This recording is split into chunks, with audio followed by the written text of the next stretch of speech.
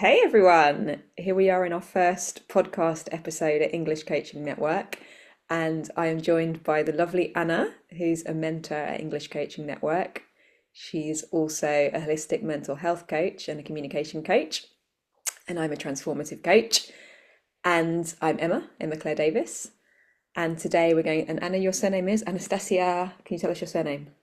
Kaminskaya. Yeah, it's a tough one. But that's precisely one of the things we're going to be talking about today is those nerves that we get around perhaps pronouncing things that we don't feel confident pronouncing or not being able to understand in a situation or simply just worrying about are we saying things accurately, the grammar, the vocabulary when we're speaking a second language, or it may not even be your second language. It might be, it's very common for people to have performance anxiety, social anxiety at a meeting at work, on a Teams meeting, and wanting to ask a question or to provide value to the meeting, but feeling nervous, thinking, okay, why is my heart suddenly racing? And, why is my voice faltering when I'm simply talking to my work colleagues about my work, which is what I should be able to provide value about. So we're going to talk today. Often people will come to us and say, how can I control my nerves? Which is interesting in itself. And I noticed that other times people will talk about calming nerves. And I think that's two very different conversations, but people's first instinct is, how can I control my nerves? And I'm going to open up that question to Anna, or that exploration around what do you think is behind this question of how can I control my nerves in when I'm speaking a second language or when I'm speaking in front of a big group of people? I think that we just want to do a good job and do something really perfectly, when in fact life is just all about imperfections. And we also want other people to, I think, support us and give us a positive feedback because we over identify ourselves with that feedback. We want that so much. So much so that if a person says something negative, then we just stop doing what we are doing or we lose confidence in that area. And yeah, it's a very interesting phenomena because we want to control that experience, but actually that experience happens in the body and we don't really have control, like total, complete control of the body. Sometimes certain processes that just occur and the energy starts flowing and we think we need to stop it, stop that experience, when in fact we need to learn how to be in that experience and use that energy to optimize our performance or in whatever we're doing. Hmm. Right. So if what I'm hearing in that is if there is resistance to what is happening, i.e., I need to control this experience, then that can actually make things worse. Whereas if we're able to somehow incorporate that into what we're experiencing, then then we can optimize our performance. And talking about perfection, I just noticed that in the background of this video, I have a baby goat hanging up. So I almost had my instinct was, okay, let's stop the recording and let's start again. I need to take that down. And then I thought, well, if we're talking about perfection, it would be the moment for me to say, it's fine. We all have complete 360 lives, and here's a little sample of mine in the background here, and also it's quite interesting talking about Teams meetings, isn't it? And the sort of the desire for perfection and how many people will have their cameras turned off in Teams meetings and how that's a barrier to communication, and that people tend to feel more confident behind a camera because when they have their camera off, and yet actually what they're usually doing is being distracted by a thousand other things. So we're quite funny human beings. That's the that's what came up, was just it's all I think we take ourselves way too seriously, right? And if we're able to laugh at ourselves, that's no guarantee that we're not going to feel nervous at all. But if over time we're able to take ourselves less seriously, I do feel like that has a huge impact. What do you think about that, Anna?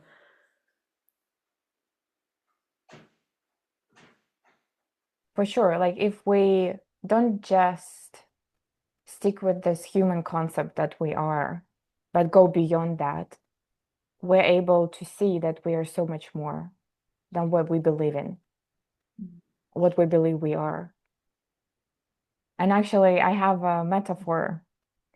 If you about the nerves and this energy that we were talking about. If you imagine a river, right? You can go downstream the river or upstream. And very often when we're nervous in the moment, when, for example, we're giving a public speech, we see that energy, we see that flow, it intensifies. It's just like a river. It just keeps flowing and it's really fast. And the tendency is to go upstream. We want to fix it. We want to control it. We want to fight with it, right? We want to just stop that experience. And so if we decide going with the energy downstream, we might actually notice that it's not as terrifying. For the body, for the brain, it feels like there is a cliff or there is a waterfall at the end and we're going to die, we're going to fall into that waterfall. And that's the end of it. But actually, if we flow with the stream and we utilize that energy, what we might notice is that at the end of that river, that journey, there is a beautiful field filled with flowers, right? Or something like that. Or it mightn't be as terrifying as we think it is. Yeah, so it's interesting because our brain is constantly creating meaning out of our experiences. And that meaning isn't necessarily subjective. Actually, most of the time, objective. Most of the time it's subjective. It's not objective. So it's interesting. Yeah. Well, it is, and what I notice is that the issue is around meaning. We're creating it about ourselves all the time. So whereas originally the brain was designed to create meaning around the environment, right? And to sort of not even meaning, but just to interact with the environment. And if there was a threat coming, then to be able to deal with that threat. Because we've evolved and we've advanced and we've got these fairly complex, abstract, fun, but quite abstract lives in terms of, I'm speaking English at a meeting and I'm talking about work, and it's not very sort of natural and concrete and solid. It's all a bit like we're up in our heads a lot of the time, talking about things which aren't really happening. And so we, within that, let's call it the game of life, we feel we need to have an identity. And so a lot of the meaning we have that we start creating from a young age when we learn that we're a separate being is about ourselves. And so we're using up a lot of our precious brain energy and activity, and our, not just, it's not our brain, it's the whole thing, it's the whole system, because anything that happens in your brain happens in your body. We're wasting that on thinking a lot about ourselves. And so you go into a meeting and imagine it's a meeting in English, okay, and there's lots of people speaking in a second language in English. There's some native people in there, the natives, whether they, from Britain or from America or from wherever, Australia. And every single person in that meeting is, although you're talking about the same thing, everyone's having a separate reality in that moment. And that reality is full of different things, thoughts about themselves, thoughts about what's happening, feelings, sounds, distractions, need for dopamine, all this sort of thing. And everyone's probably, most people, when they're speaking, are feeling slightly nervous. And yet when it happens to us, we think, oh, it's just me. I feel more nervous than anyone else. I'm sounding more ridiculous than anyone else. How can I not have this anymore? I need to work harder. I need to control my nerves more, or I need to work harder on my English. And all of that is just using more energy and more pressure. You said going upstream rather than just going, ha ha ha, okay, here we are. I'm feeling nervous again. This is what I'm feeling in my body. This is what's going on. Probably everyone else is having their own version of that experience.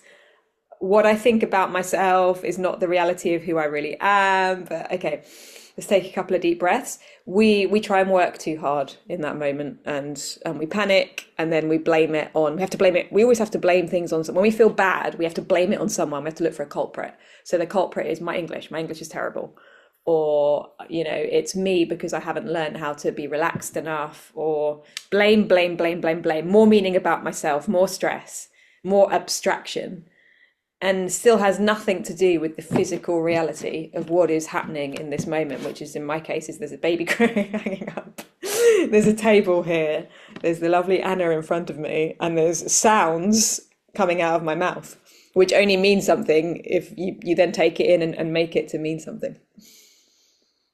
Yeah, and I think those negative thoughts and the blaming, it creates a sense of isolation, like we are alone in that experience, and that intensifies it so much more. Yes. And yeah, I wanted to say something else, but I forgot. It'll come back Yeah, hopefully. if it needs to. If it needs to, because as we're seeing now in real time, we don't control thought either. Mm. If the thought's there, it's there, and we can either believe it or not believe it. We can't make a thought come. We can't even make ourselves believe it or not believe it. But as we start to explore this conversation that Anna and I are talking about, you start to become more aware. There's more space around your thoughts, and there's more space in your body. And if there's not, you kind of start to feel your way for accessing that more of that space in your body, wherever you're at. If you're really stressed, just having a little bit more space around that, or you're quite relaxed but there's a bit of tension and you're like, oh, my shoulders are actually a little bit tense. There's a bit of space around that. And in that space, that's when you start to notice a lot more. Your awareness goes up, and that's when you're less likely to believe a thought, even if it's a stubbornly persistent thought that has been pursuing you for your whole life. You start to get a bit suspicious about how true it is. Doesn't mean it goes away initially. You'll have moments where it's there and moments where it's not there, like, my English is terrible. And then you'll have moments where you actually allow yourself to go downstream and you're like, actually, ooh, I felt quite good speaking there. Like, nothing categorical of, whenever you get dramatic and, this is going to be horrible forever and I'm alone. And those feelings, which feel terrible, Anna's right, that the feeling of this is just me, or I'm worse than everyone else. I have this more than everyone else.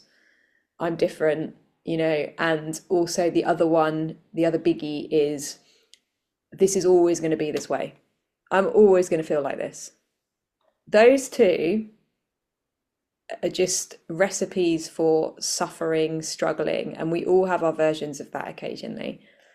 And And yet they are distortions. they're They're distortions. distortions. When you see through them, when you see that they're distortions, when you see the nature of them, not as like, oh yes, it's just, but actually like in the moment it's happening and you're like, oh my God, this thing that I've believed for so long, it's a distortion. It's not true. And you can look for evidence everywhere that it's not true, that things change. Everything changes. And that includes your own, my English is terrible, or I hate public speaking, or if you want to kind of free yourself up and start playing around in that direction, getting curious, having experiences, doing it even though you're nervous, inevitably your experience is going to change, as it does for everyone, because you're not alone and nothing's permanent. Mhm. And we Except, have except to, maybe, except for maybe our essence, whatever, that's another conversation for another day. yeah, But for knowing sure. that there is something permanent, there's something in you that if you think back to when you were little and now, there's something in you that you can kind of, there's a feeling of being you. We're not going to go into what that is today. There is something permanent, but it's your experience of anything is constantly going to change. Yes.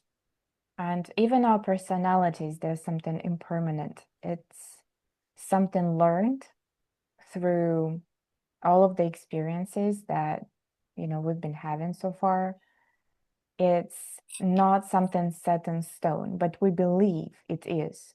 So, for example, we might believe that we are just really terrible at public speaking, or we will never be able to be fluent in English or any other language, right?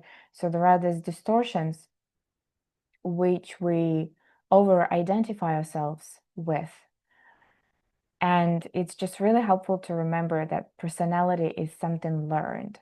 It's it's not you at your core, it's not what you are.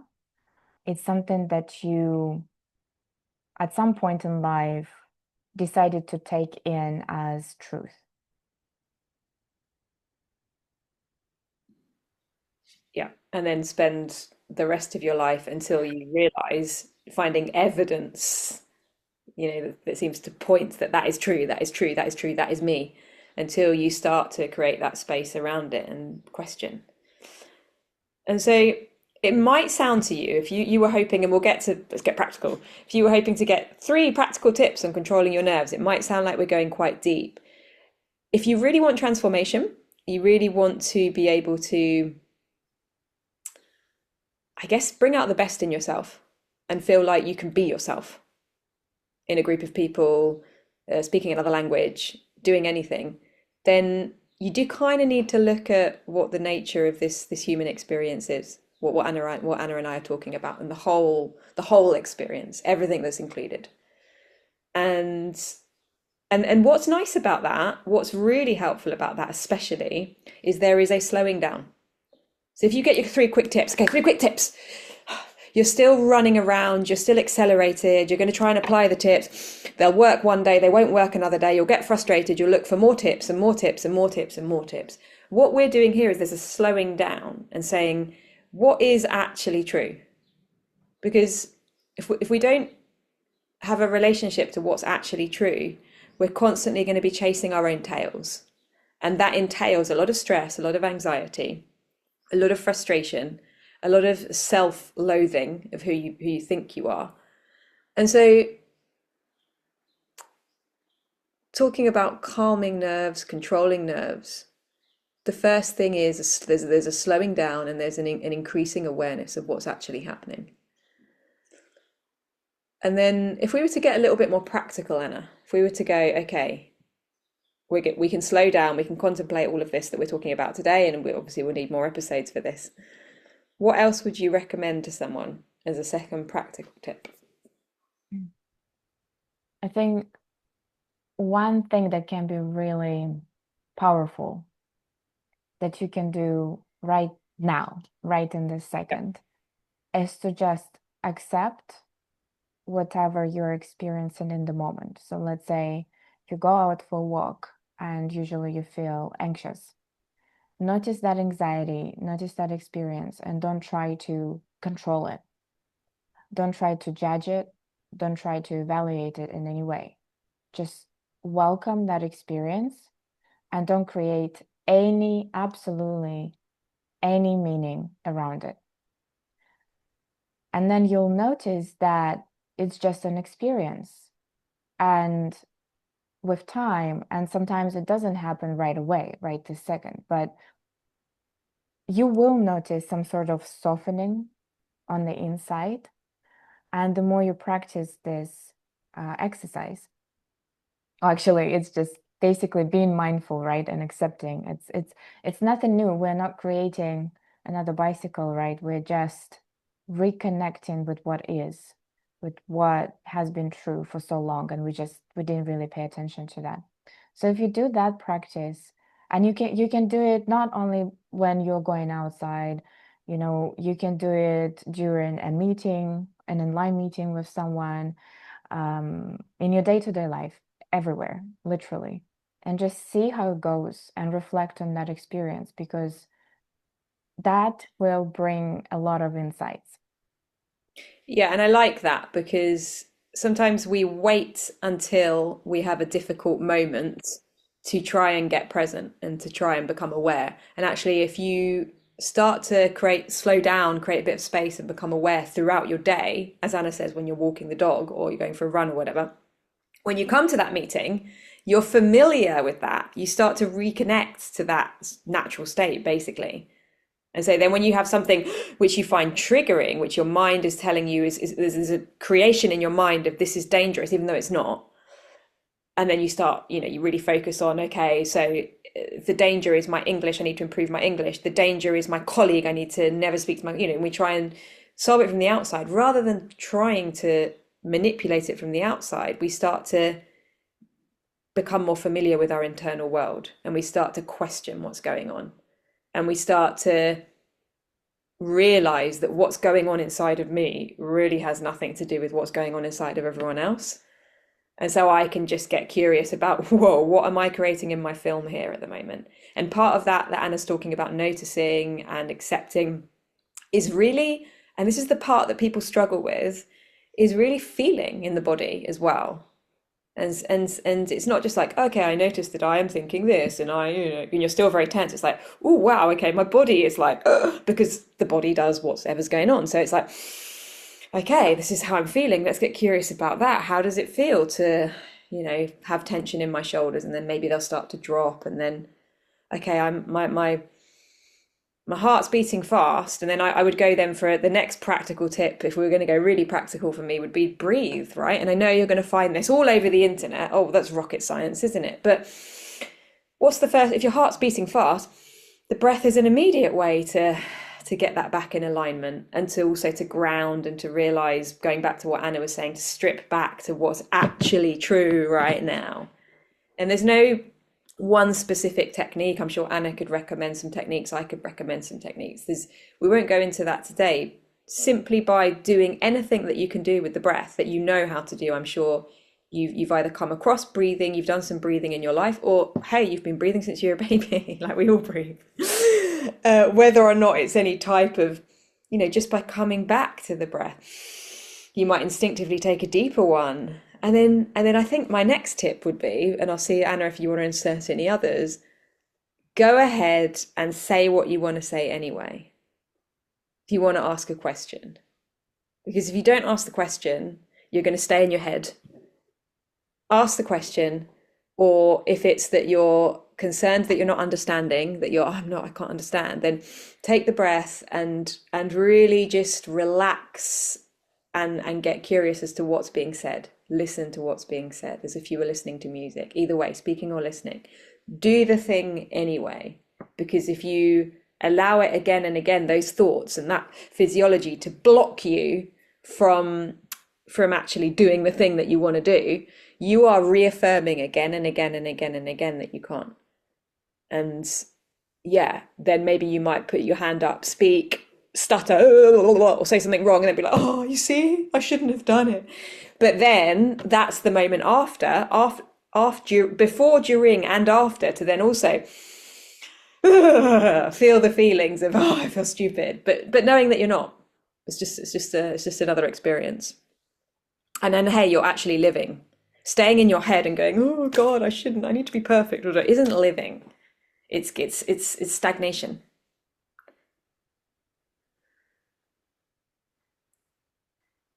Brilliantly said. I just have one last tip, but I think we've already mentioned it probably.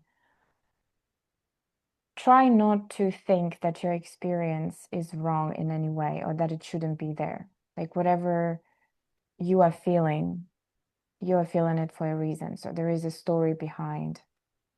There are experiences which sort of created that energy within you. So we don't want to judge it in any way or think that it shouldn't be there, because when we try to fight against that experience, as we mentioned already, it just intensifies. And yes, it's very easy to get into the trap of, oh, I'm like this and I'm the only one on this earth who's like this. But actually, I love reminding people and myself as well is that we are never alone in our struggles. We are never alone in our experiences because you might think you're alone, but there is another person having a very, very similar or even an exact experience you are having, and that person would understand you 100%. It's just that we're not really allowing ourselves to be vulnerable and sometimes share some of those experiences. And we we are not surrounded by those people who have same experiences. I love that. What I really like about that as well is I think sometimes we don't share, we don't have that awareness of what's actually coming up in the moment. And so you might have a conversation with someone and say, I'm a perfectionist, or I'm a perfectionist too. Oh, yeah, yeah, I understand you, I'm a perfectionist. But not actually going to the essence of what that means when it presents itself at a meeting, or which might seem like a very blasé thing. Oh, yeah, I just get nervous at a meeting. I want to say it perfectly. Yeah. Okay. But what's actually behind that? What's actually like coming up inside of you, which is something you just haven't put into the light of consciousness yet, you know? Yeah. And our society encourages, us talking about those things about like, oh, I'm a perfectionist, and sort of even being proud of the fact Yeah. that I am like this and it's normal when actually it's just not healthy in any way, shape, or form. Yeah. Um, Yeah. So when I which is train also people for interviews, sorry to interrupt, go on. no, no, no, you're going because Good. I don't have anything to say really. So I've done some interview training and helping people to pass interviews. And when you have the sort of first session with someone and you say, "What's your biggest weakness?" And sorry, no, what's my biggest weakness? I'm trying to think. Was it this one? Was my Yeah, they say you say, "What's your biggest weakness?" And they'll say, "Oh, I'm a perfectionist. I work too hard and all this sort of thing," and make it sound like something really, really good. And it's like, Yeah. that question, "What's your biggest weakness?" is asking you for your most honest self-awareness. It's not saying something to try and make yourself sound good, A, and B, saying that you're a perfectionist is not going to sound good because the person's going to go, that person's not going to be able to work well with other people. That person's going to take ages to get things done. It's very different than saying, I really love attention to detail. I really love attention to detail. And sometimes I can love that a little bit too much, but I'm working on it. I know when to stop now. That's very different from saying, I'm a perfectionist. I'm just a little bit too perfect, you know. Yeah, it actually tells us that, oh, you have anxiety because when you can't do things perfectly, then you'll feel anxious, and that would decrease your work productivity. Yes. Yeah, exactly. Yeah. So, okay, so if we're going to summarize, I think we're coming to the end now. So practical tips for you guys. First one is to slow down and get curious about the nature of the human experience. Not in the moment, but just generally now in your lives. Have a slowing down. Get curious about the nature of the human experience. Increase your awareness. Look in that direction. And we won't be able to cover that today. We've started in our ramblings at the beginning. But that is one to just take on as well, a sort of a passionate journey of life isn't just about I go to work and then I must speak English and all that sort of thing, and getting the next job and the next relationship or the next car. Like, we know that. I'm sure most of you watching this know that. You've achieved goals and achieved things and all this, and maybe you still feel stressed or you feel a bit empty, or so that slowing down, that getting curious, and you may already be doing that now, so great, and really appreciating some of the things we're saying. Keep looking in that direction, and for those of you who haven't, open that Pandora's box up, because it's a beautiful, beautiful, beautiful place to explore, and really, really has the, I would say, has the greatest impact on the experience of nerves and the experience of absence of nerves as well. I really like those nerves kind of, yeah, fading away sometimes. Then they come back and it's okay, and then they fade away, and you're like, oh God, thank God they faded away. It's great. Anyway, so practical, slowing down and increasing awareness in the moment, practicing stripping away to what is physically here and accepting what is. What's here, physically hearing and inside of you. It's all the same thing, really. But what's coming up, your feelings, noticing it, accepting it, not judging, remembering you're not alone, remembering that it's not a permanent thing, and just, yeah, like getting curious about the different sensations in your body, what's going on, and accepting being here, stripping away all the meaning making, and if you start to make meaning, not believing any of that meaning, no matter how compelling that may seem. And then number three is, if you've got all the symptoms, there's many things you can do, but if it's coming from a place of I need to control, it's not going to be very effective long term, ongoing. If it's coming from a place of curiosity, there are many things, and you will instinctively know. You'll remember things that you've learned, or you'll look for things, or something will come to you. And one of the simplest that we all know is to breathe, to breathe in one way or another, but to, heart's racing. It's instinctive, isn't it, to take a deep breath, or a or a sigh, or just, also to move your body if you're very rigid, like really listen, and it's instinctive. And then the last one is action. Whatever's going on, whatever you're feeling, don't let it stop you from doing what you really want to do in that moment, whatever the consequence. Go downstream, as Anna said.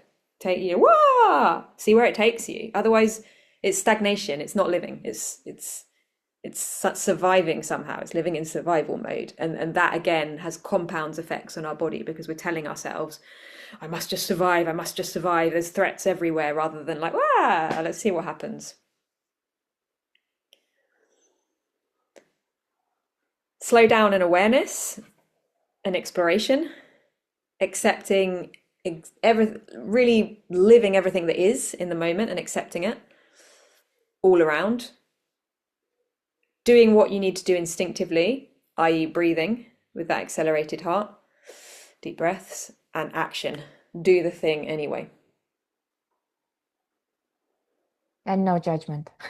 And no judgment in any part of the process. And it will come, you'll have thoughts, but you don't need to buy into those thoughts. They can just be background, like, oh, yeah, okay, I know this song. I'm bored of this song now. What other music can we create in this moment?